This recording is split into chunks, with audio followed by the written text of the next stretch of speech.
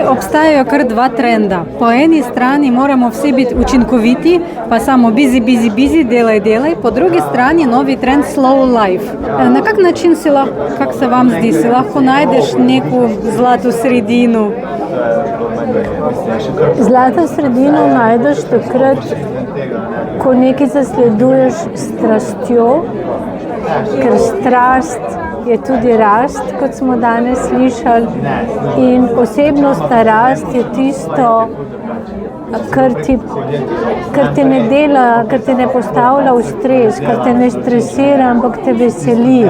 To se pravi, najti neko svojo pot, ki je v skladu s tvojim notranjim ritmom, s tvojim notranjim hotenjem in s tvojim poslanstvom notranjim, ki ga čutiš in gradiš.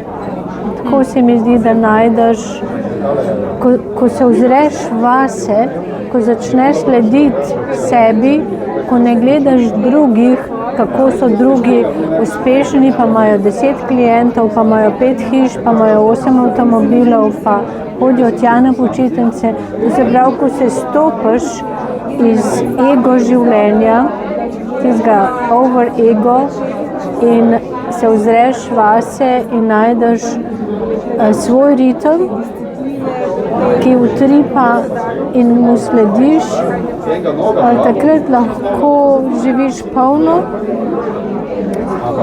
lahko živiš tudi hitro, ampak te to ne spravlja v stres in v tekmo.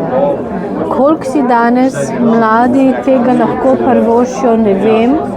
Jaz sem k sreči že v obdobju, ko si to lahko privoščim.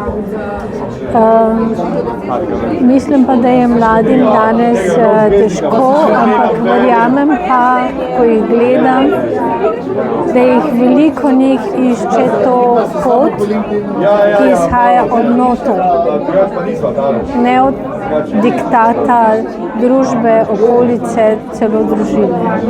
Hvala.